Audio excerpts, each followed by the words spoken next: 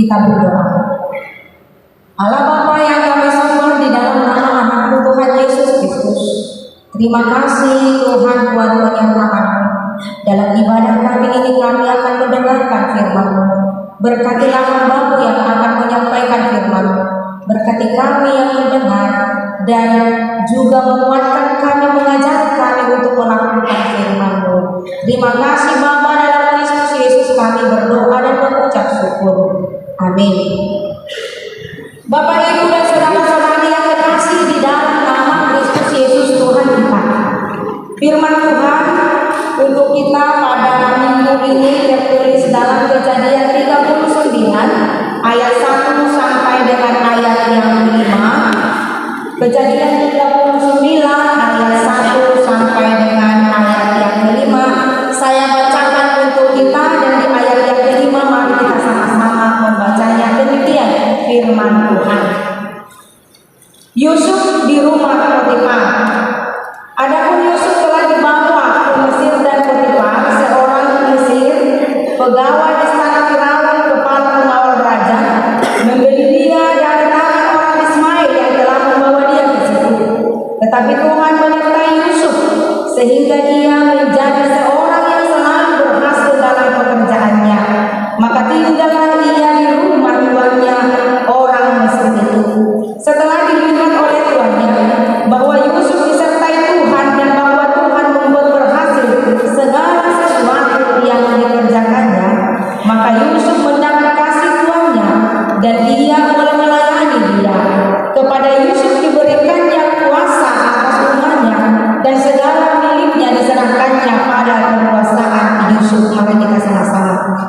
Sejak ia memberikan kuasa dalam umatnya,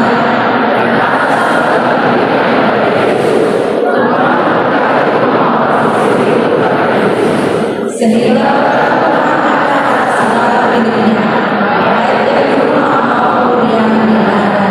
Demikian firman Tuhan. Salam. Salam Bapak, Ibu, dan saudara sekalian. Saya memulai khotbah ini tepat di pukul 9:29, artinya sudah mepet sampai jam 10. Tetapi dengan konsentrasi kita mendengar firman ini, sekali lagi saya ucapkan salam.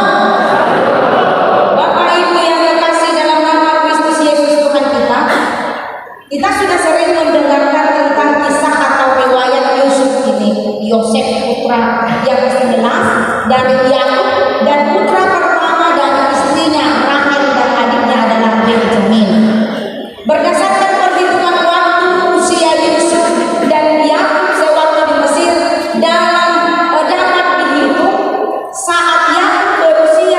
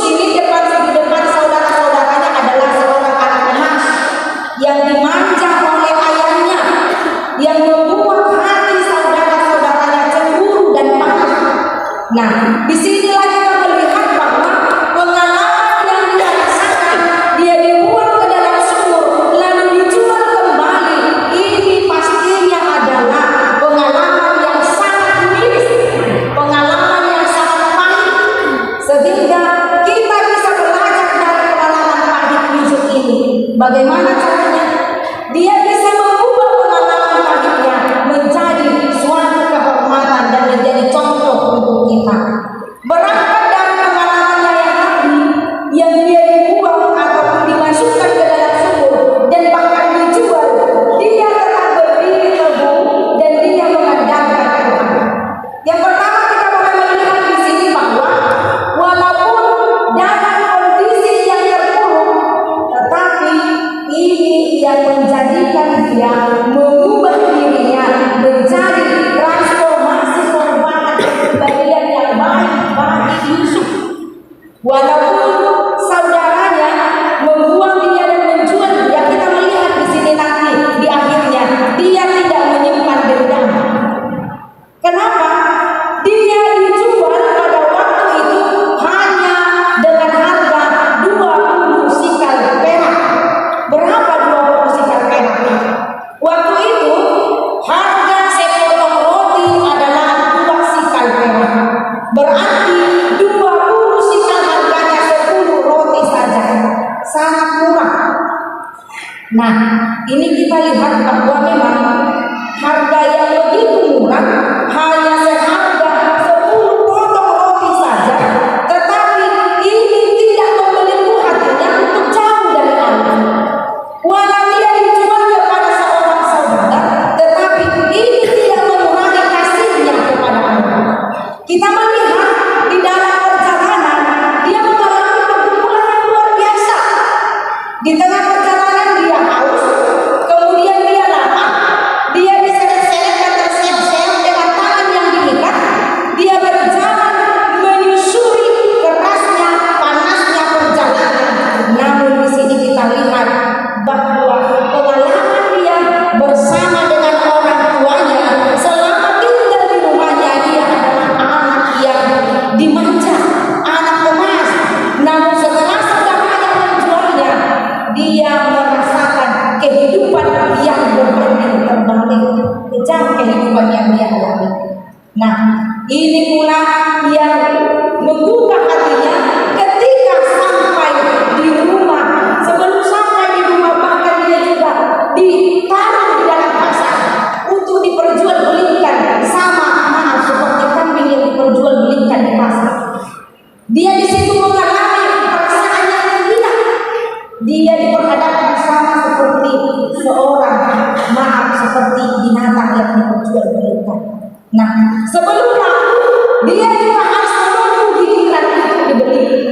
Namun pada waktu itu dia telah dibeli oleh seorang pembeli, yaitu Potifar, yang pada masa itu adalah kepala pengawal Raja Firaun, yang pada waktu itu dia berada di rumah Potifar. Setelah dibeli dari pasar, dia dibawa ke rumah Potifar. Statusnya sebagai budak, Yusuf tetap mengerjakan tugas-tugasnya dengan baik, tanpa disuruh dia bekerja, tanpa diperintah dia melakukan tugasnya, tanpa harus dibentak dia melakukan pekerjaannya. Nah, mulai dari situlah Potifar jatuh hati melihatnya.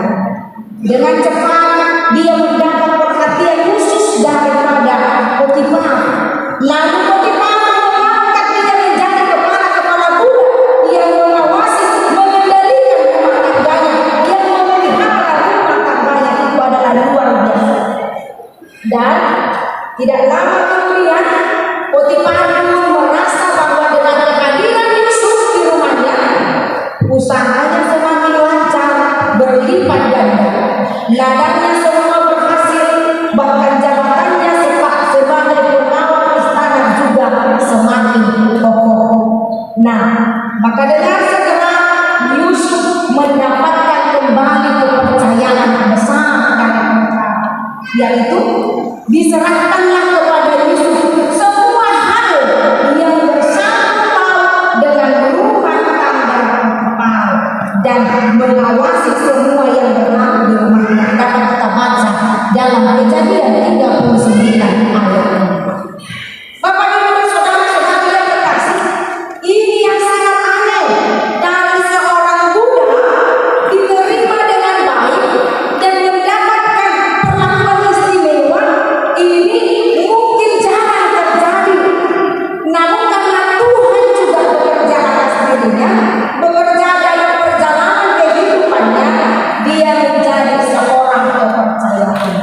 Memang sulit untuk mendapatkan hati orang lain, apalagi dia memiliki jabatan yang tinggi. Alkitab mencatat bahwa kisah Yusuf ini dia memiliki paras yang elok, memiliki wajah yang tampan, dia juga berwibawa, sikapnya manis, dan dia juga sopan. Kita bisa membacanya dalam Kejadian 29 ayat 6. Nah, oleh karena keelokan wajahnya, karena ketamparannya, beberapa kali dia digoda oleh istri Potifar.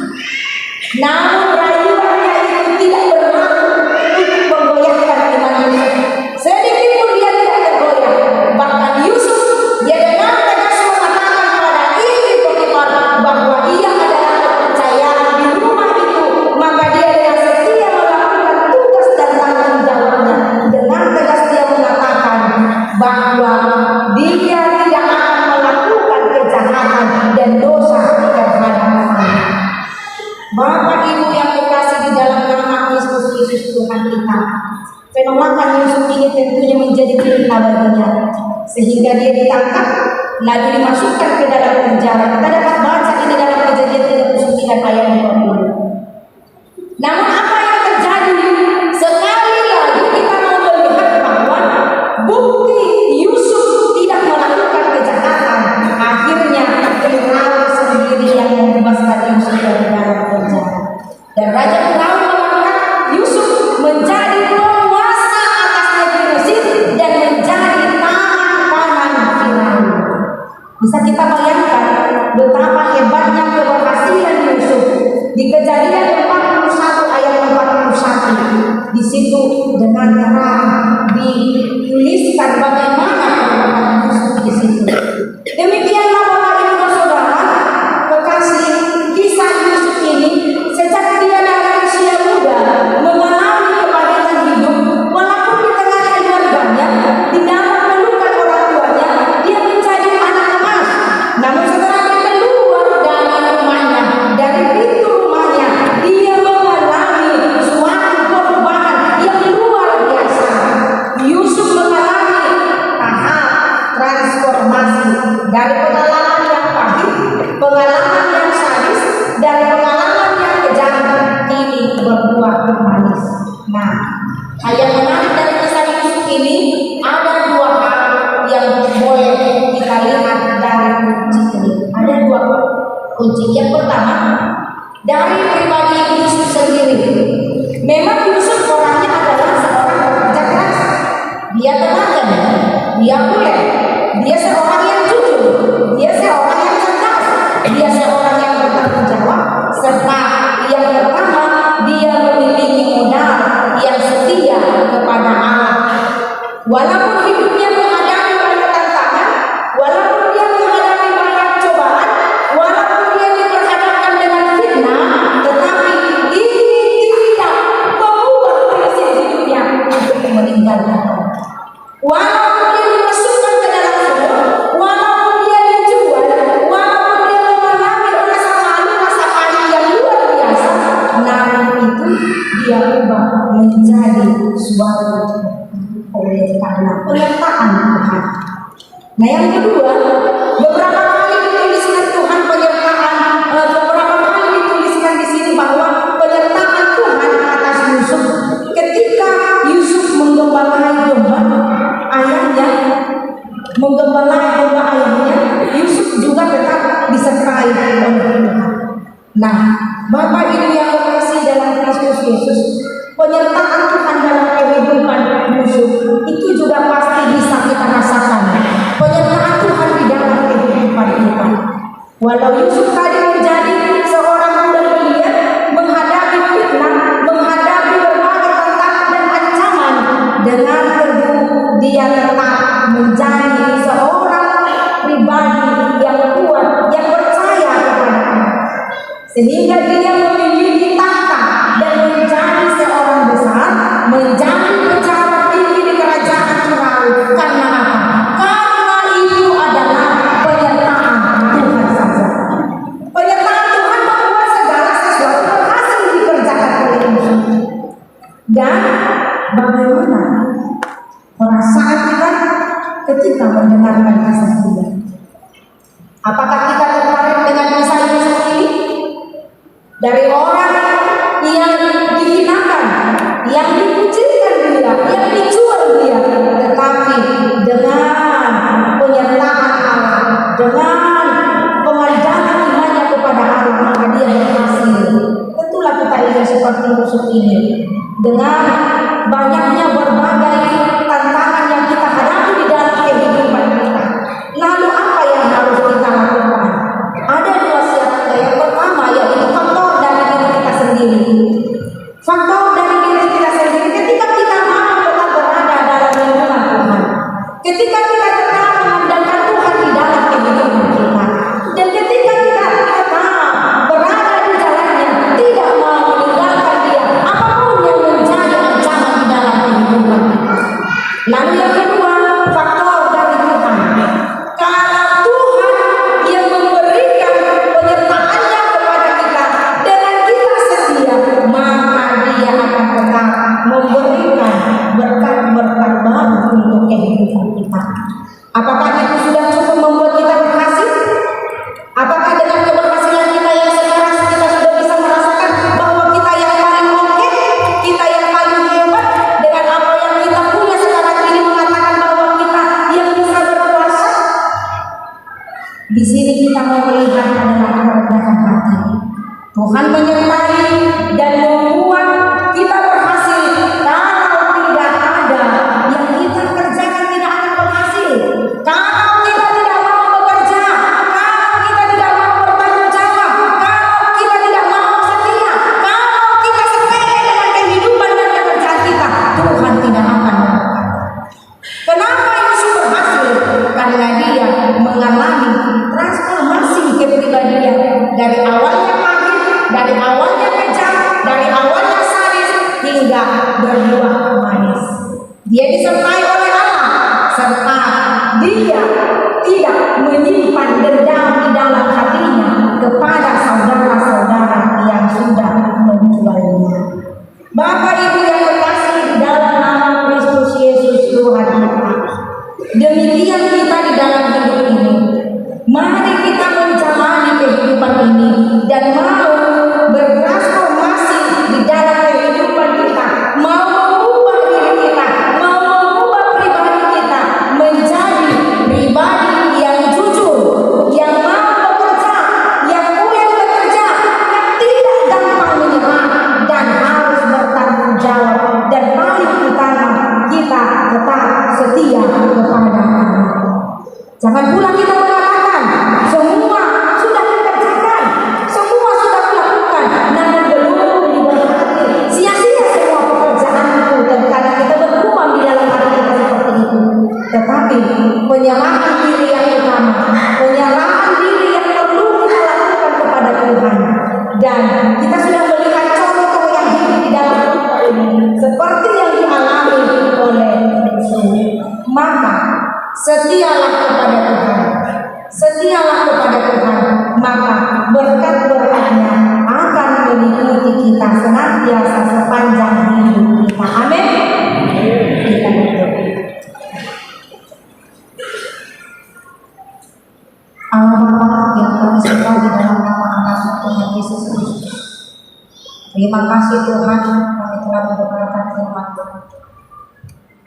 Engkau layak memberkati Tuhan, bekerja dalam kehidupan kami, dan kami melakukannya dalam kehidupan kami dengan sukacita yang daripada Engkau.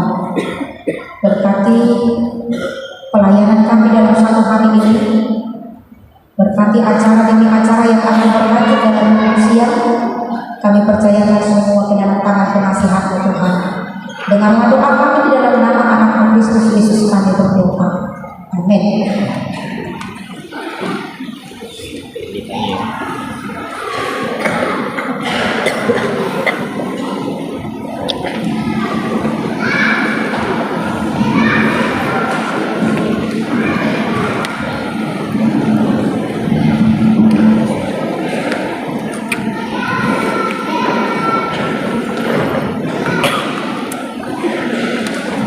Informasi hasil lapor dari Kepulauan Tubuh-Tubuh 11.100 transfer 550.000 dari kotak persembahan 2.336.000 total 13.996.000. Terima kasih. Kita serahkan persembahan yang kedua sambil kita naikkan pujian dari Ibu Jemaat nomor 408. Hallelujah.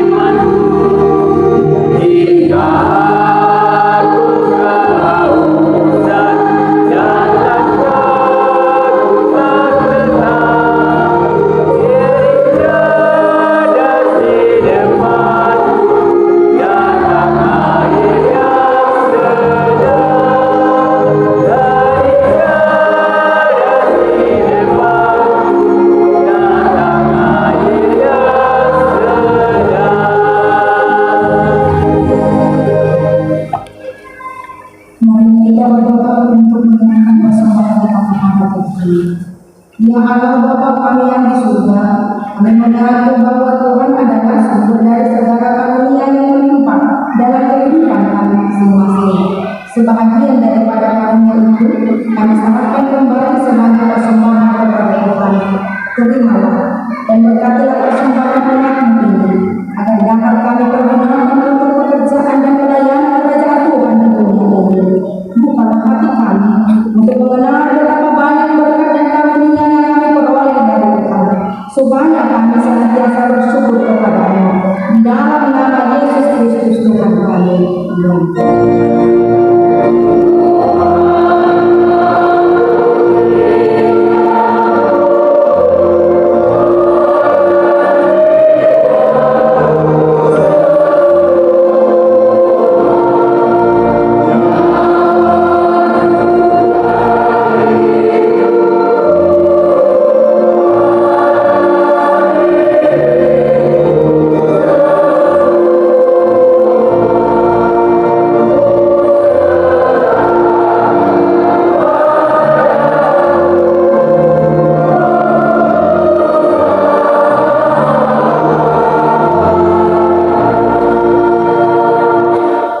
Bapa kami yang di surga, dikuduskanlah nama-Mu.